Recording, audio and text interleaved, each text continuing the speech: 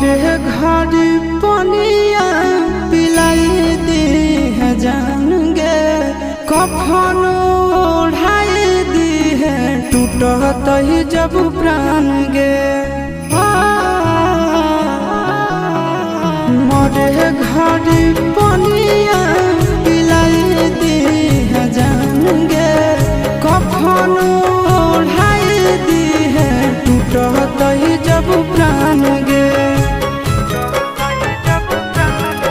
हगे हमारा से तोरा जाती प्यार होता भेंट सक छात कर लगे